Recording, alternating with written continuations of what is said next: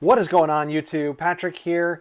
Today I'm going to be going over what I picked up while thrifting to resell on eBay. I'm also starting to get into a little bit of cross-posting over to Facebook Marketplace, but haven't had any sales yet. I've also been pretty slow about doing that, but I'm going to keep you posted on how that experiment goes.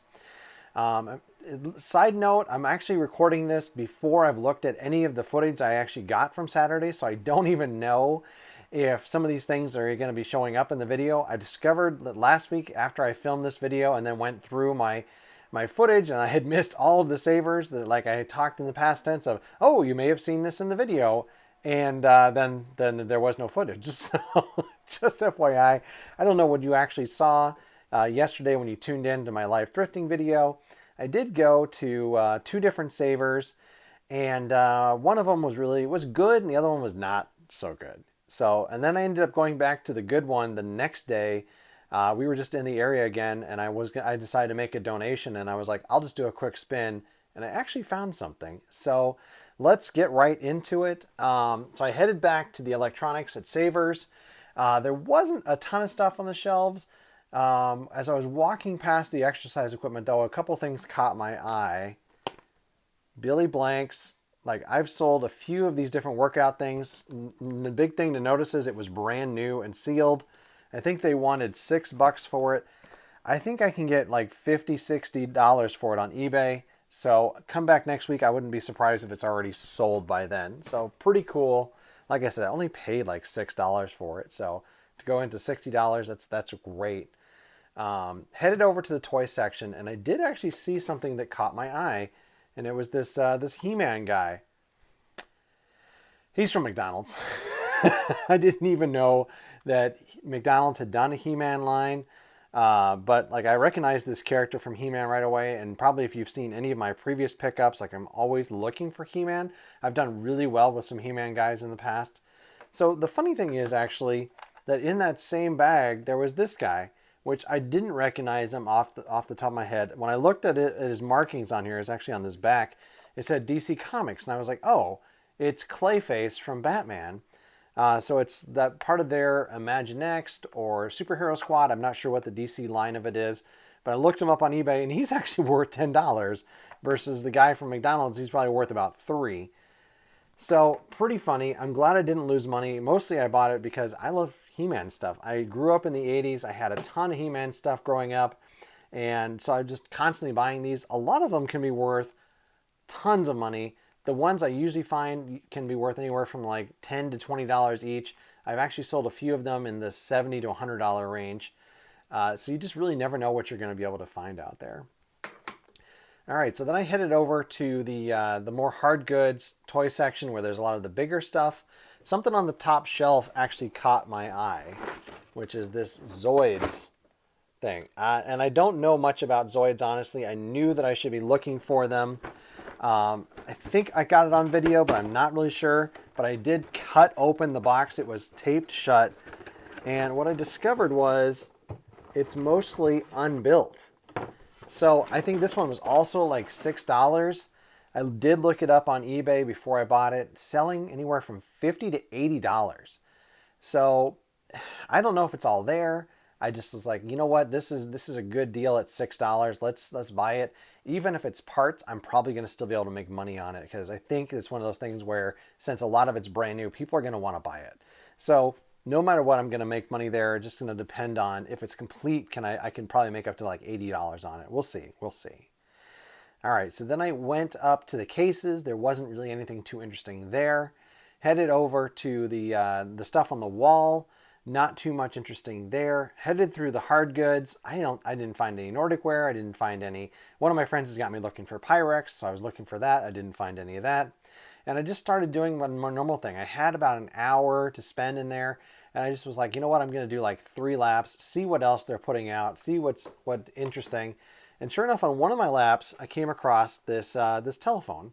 So it's Sony branded, 900 megahertz. It's a cordless phone. And right here's the advice for this for you guys. If you find these types of things, a lot of times people will just put it back in the box, make it look like it's new. If you look inside and it actually is new, though, like that's a good tip. I did look it up. Actually, none sold, but the good news is there isn't any for sale either. So I think it's worth at least $40. Again, I think I paid like, and it wasn't a lot, $6 for this one as well. That's pretty funny how that worked out. So again, like $6 for that thing. And again, I think I can get like $40 for it. I might be able to get more. I'll probably list it tomorrow or the next day, which within the week anyway, I'll list it. And when it sells, I'll keep you guys posted on what it sold for. Since there's none listed, I have to go by similar. And like I said, the Sony 900 megahertz telephones are selling in like the $40 range when they're brand new. It's basically new old stock or NOS. You can look for that type of keyword on eBay. Okay, so I was just continuing to go around the store looking just for anything new that may have come out. I checked the carts, was really hoping I'd find something like I did last week. You guys saw probably on Wednesday that I sold the thermostat that I pulled out of the cart from the weekend before. I sold within a couple hours of me listing it. So, I'm always hoping to get something like that right off the carts. Nothing really stood out. I did look at the bagged stuff again. There was a bunch of cameras. So the first time going through, I looked at all the cameras and ended up putting all of those back. They just weren't worth it. But something did catch my eye. I just caught the side look of a charger here, which I recognize this as a Nintendo 3DS or DSi charger. It was with this package with this Duracell like charging station. This has no value. Even if it came with the cord, which it didn't, it wouldn't be worth anything. But these, I'm constantly buying these during the summer, especially to go with 3DSs and DSIs that I find at garage sales. So like, I think it ended up being like $6 or $7, but that's about what it's going to cost me on eBay. I'd much rather just get it and be able to have these things. So I always buy them whenever I find them, as long as the prices are reasonable, which is usually around $5. That's what it's going to cost me on eBay anyway. So no big deal there. All right, so that was it from that Savers. I ended up spending about, I think it was like $25, $25.47. And I think what I bought was worth about $160. So pretty happy with that overall. The other Savers I went to later in the day, I didn't buy anything. Nothing. I don't even honestly know what I showed you guys if I showed you any of the footage. I'm sure I found something to look up, but the store was full of people. The shelves were really quickly becoming empty. So it wasn't a good time of day to be in there. Definitely first thing in the morning is a lot better. But like I said, I did go back to the one from early Saturday morning. I did that on Sunday morning at around, I think it was about 10:45, 11 o'clock, something like that. So they'd been open for about an hour. And the shelves were pretty bare, but a couple interesting things that I was able to look up. I didn't film. I don't know. I was just kind of burned out on filming after the day before. I don't know, just didn't feel like filming, so I didn't do it, and missed out on this being captured on film. So I saw that it was G.I. Joe from the end. I saw the Creo label. I saw the Cobra Commander guy there on the end, and I was like, you know what? Let's take a look at this thing. Let's see. This one was also $6, so it seems to be the magic number of the weekend.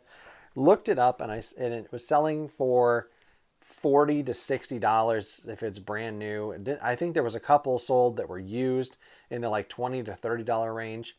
So I was like, okay, that's not a bad deal. Let's open this up and see if all the pieces are in there. And what I discovered when I started looking at to open it was taped shut. And I was like, okay, that stinks, of course. So I can cut it open.